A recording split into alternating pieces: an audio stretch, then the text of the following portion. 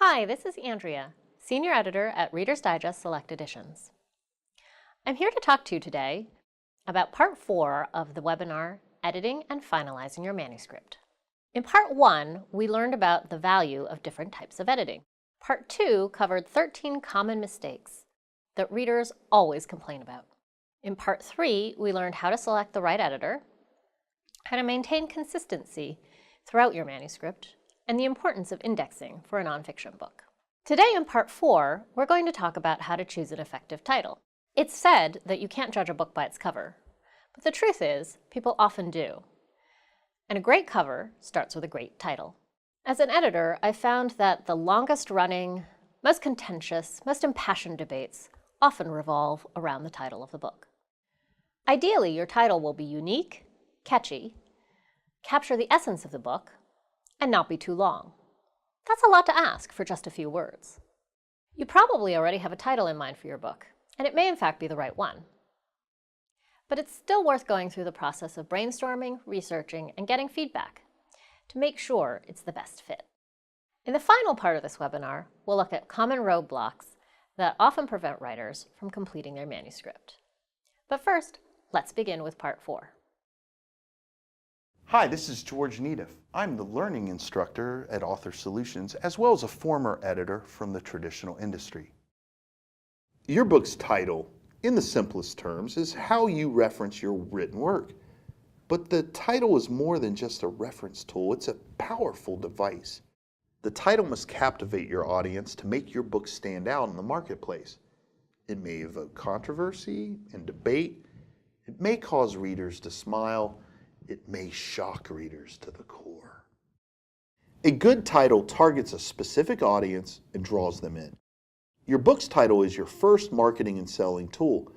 You'll use it on the book's cover, on your website, in interviews, in blog postings, in marketing materials, and in agent submissions. The title is what captures a reader's attention. It helps readers decide if they want to learn more about your book and ultimately purchase it. The title is also part of what captures the attention of an agent, editor, publisher, and book buyer. The title helps your target audience find your book in bookstores. And there are a myriad of books on the shelves, virtual and real. So potential readers quickly scan the vast selections rather than evaluating every book one at a time. They might give your book a few seconds to capture their attention. To do that, your title must elicit an emotional and logical response. Logically, readers decide if the book sounds interesting to them. Another important aspect of titles is their ability to be found online in search engines. Avoid titles that are too general, especially for nonfiction books. If your title is general, searching for it will turn up too many results.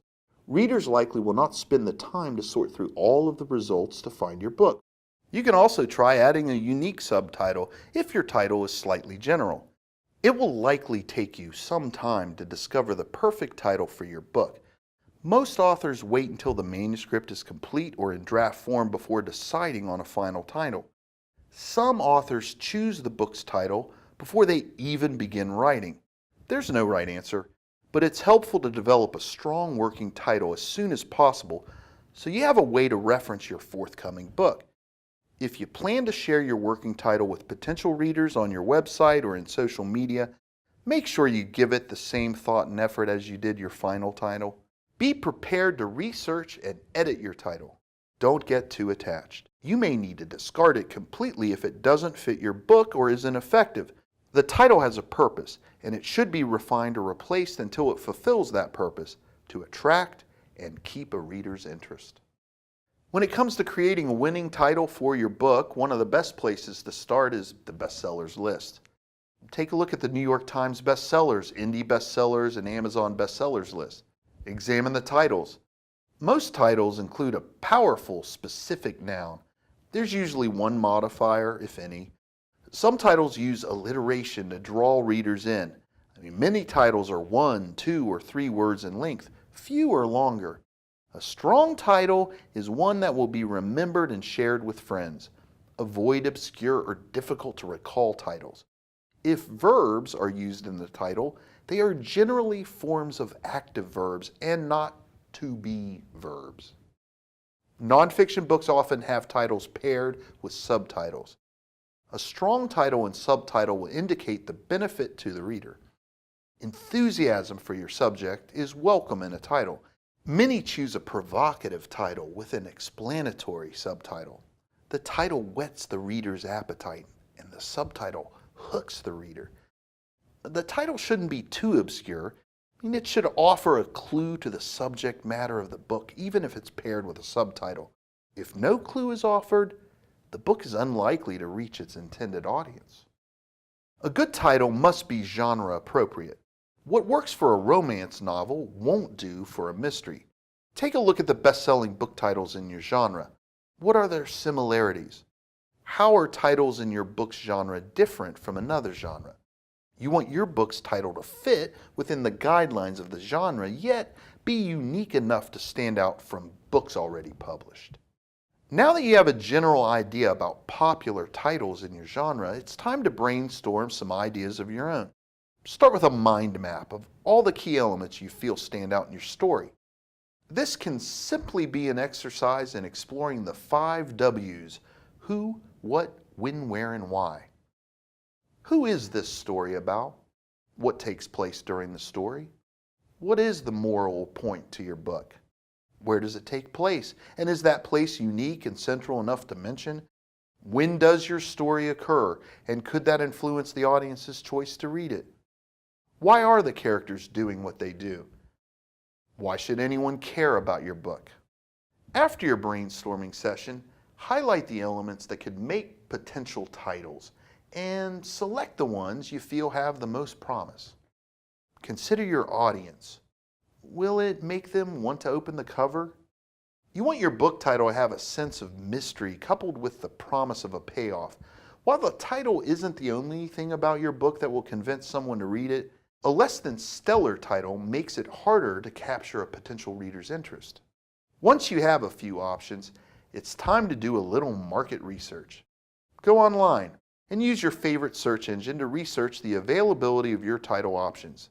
Just enter your potential title and see what comes up in the search results. You don't want to select a title that already exists. You should also make sure that your title isn't associated with a company or another online presence. If you really like a particular title but it's already taken, ask yourself if there's a way you can change it around to fit your needs without being confused for another book. You've identified the essence of your book and seen what the competition has done.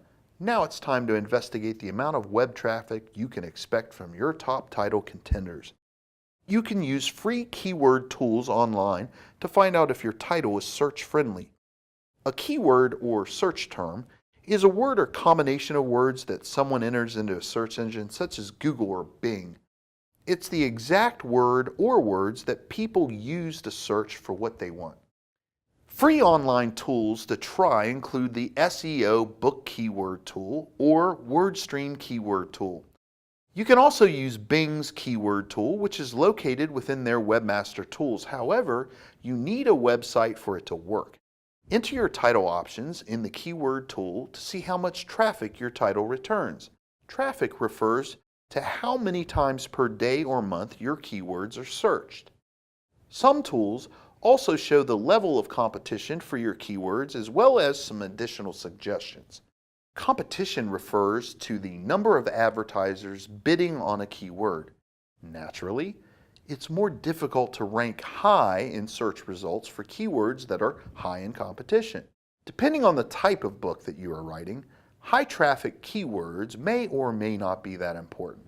For example, if you are writing a thriller with an obscure title such as Midnight Ferocity, you do not need your title to be a highly searched keyword. In this case, it would be more beneficial to have a title with low competition than high traffic, because you want your title to rank first when people search for it.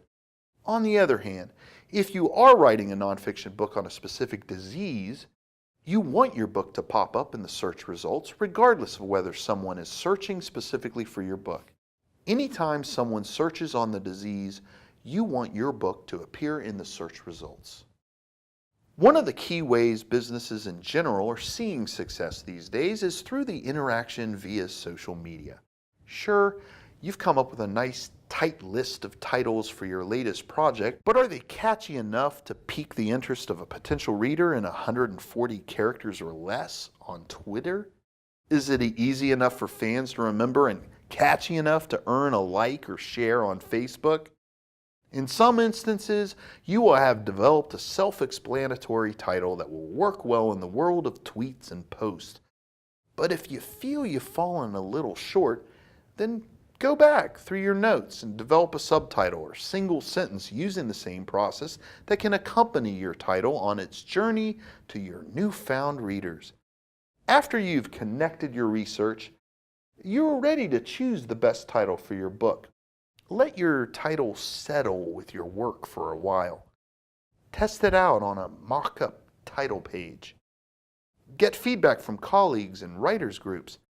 Once you have made your decision, keep an open mind. Depending on how you plan to publish your book, editors may suggest a different title altogether. Have you ever picked up a book and had no clue what it was about? Sometimes a title isn't enough to draw in readers. Subtitles clarify, expand on, and define titles. A subtitle will help you position your book in the marketplace.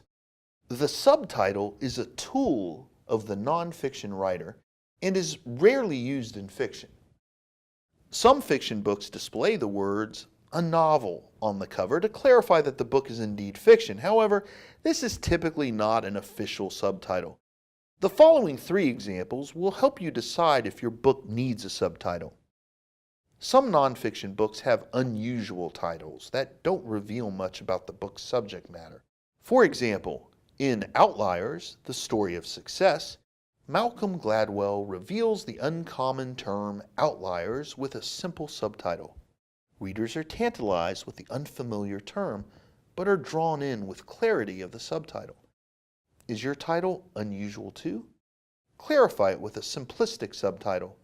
You interest readers with your oblique title and hook them with the subtitle. Other nonfiction titles may misdirect some readers, and subtitles help position them in the marketplace. Consider the title and subtitle Hyperspace, a scientific odyssey through parallel universes, time warps, and the 10th dimension by Michio Kaku. Author Kaku offers direction to readers by expanding on the one-word title.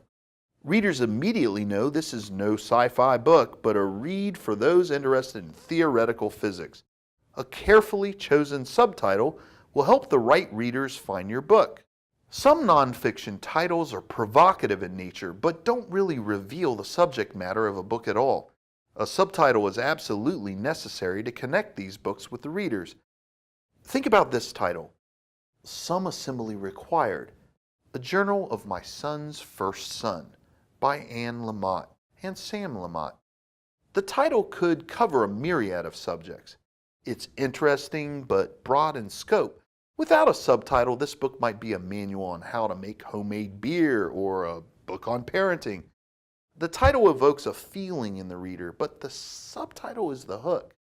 Your provocative title might need a subtitle to target your readers.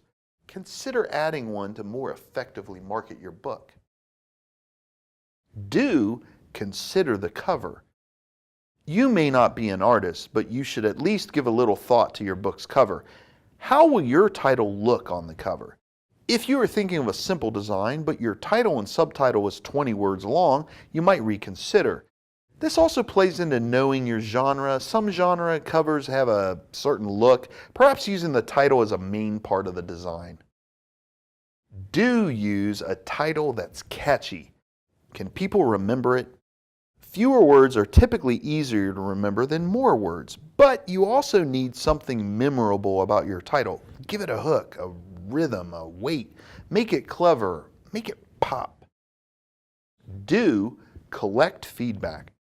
Create the best title through collaboration. Survey supportive individuals with a list of possible titles and ask them which one they like best. This not only helps you choose a great title, but you've also begun to engage others in the creation of your book, a good thing when it comes time to market it. Don't use excessive punctuation. There may be some exceptions to this rule, but in general, you shouldn't need to use any punctuation in your title. Exclamation points, question marks, and ellipses all add up to people being confused about how to search for your title. Some retail search engines even have trouble processing certain symbols.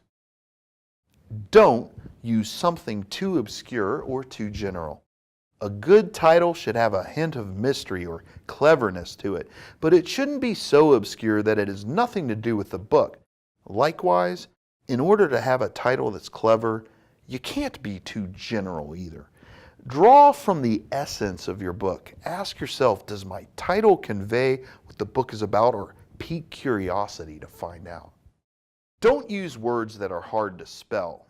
Mr. Obfelicious and Me might be the perfect title to describe your book, but if no one knows how to spell it, choose something else. Also, make sure to spell check your own title if you are self-publishing. Don't neglect research. As you learned in the previous section, research can help you discover all kinds of downfalls to a seemingly wonderful title. Does your title already exist? Does it search well? Is there already a book similar to yours out there? By researching your potential titles, you can avoid making a critical mistake. Thanks for watching part 4 of editing and finalizing your manuscript. In the next and final part, we'll review some great tips on how to get around common roadblocks that might prevent you from completing your manuscript. For more information about publishing, go to LifeRichPublishing.com and get a free publishing guide and a free consultation.